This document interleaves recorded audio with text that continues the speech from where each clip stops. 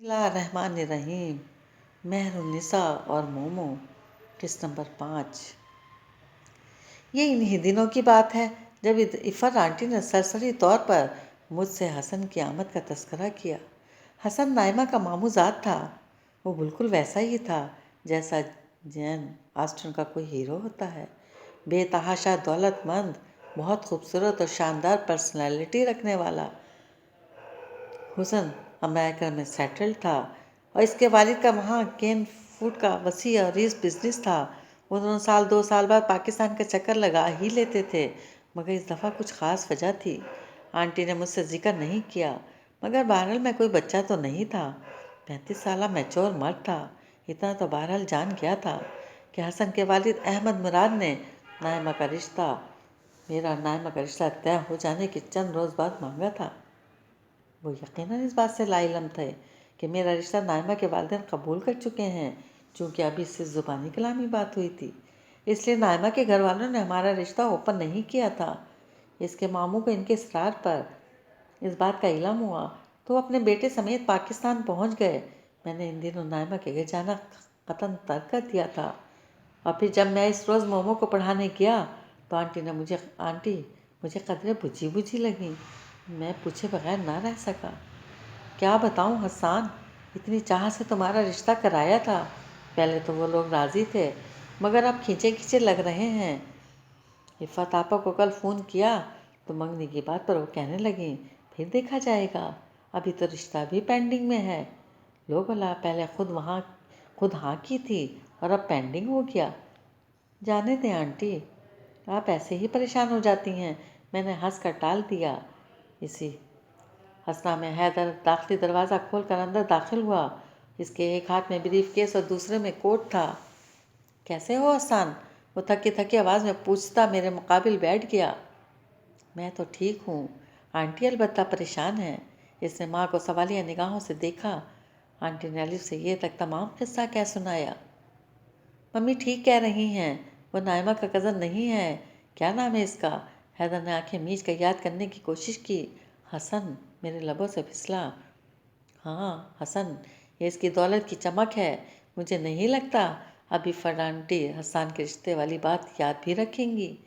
لو، یہ کوئی کاروبار ہے حیدر میاں جہاں وعدے کر کے توڑ دیے جائیں؟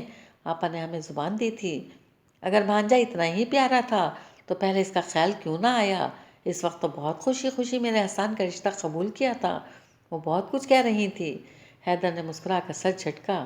ممی بہت بھولی ہیں۔ پاپا جوس؟ مومو کسی بوتل کی جن کی طرح تازہ اورنج جوس کا گلاس تھامے حیدر کے قریب نمودار ہوئی۔ تھینک یو بیٹا۔ حیدر نے گلاس لے لیا۔ میں نے اس کے لہجے پر غور کیا۔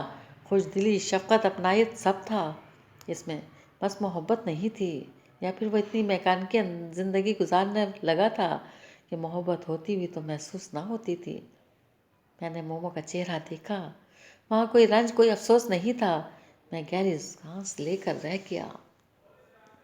حیدر اور آنٹی کی باتوں کے باوجود میں نے حسن مراد کی آمد کو نظر انداز کیا تھا، مگر پھر نائمہ کا میرے آفس فون آیا۔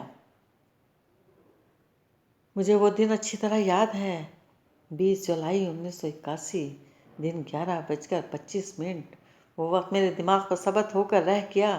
میں چاہوں بھی تو نائمہ کی وہ کال نہیں بلا سکتا۔ میں نے آپ کو کہا تھا نا کہ مجھے آپ کو کچھ بتانا ہے۔ میں آپ کو یہی بتانا چاہتا تھا، لیکن ابھی آپ کو سمجھ نہیں آئے گا۔ آپ کو میری بات سمجھنے کے لیے میری کہانی سننی پڑے گی۔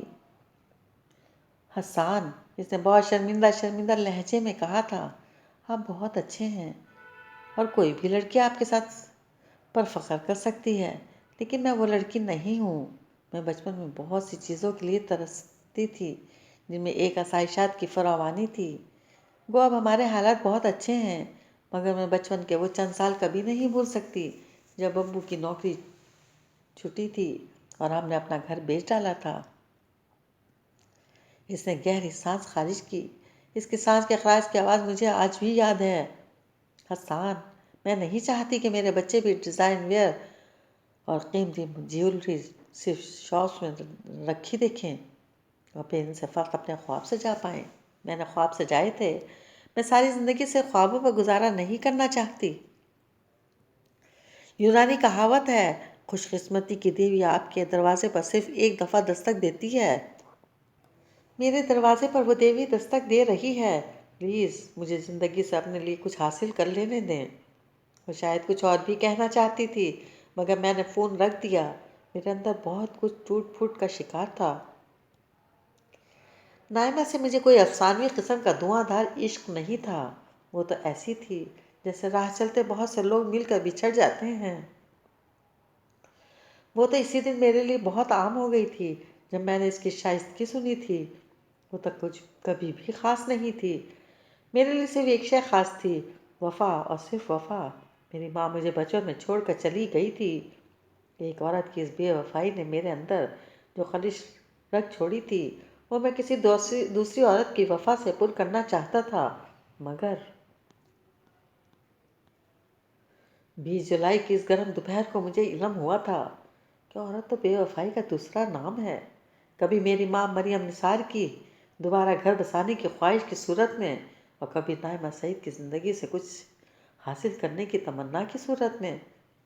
بے وفائی رنگ بدلتی ہے، مگر میں اسے ہر روپ میں پہچانتا تھا۔ جانتا ہوں آپ لوگوں میں سے بہت سو کو میری بات سخت ناگوار گزرے گی، مگر میں نے کہا نا، آپ میری تھیوری، میری منطق، میری دلیل ابھی نہیں سمجھ سکتے۔ میں پھر کہوں گا کہ کہانی ابھی سننی پڑے گی۔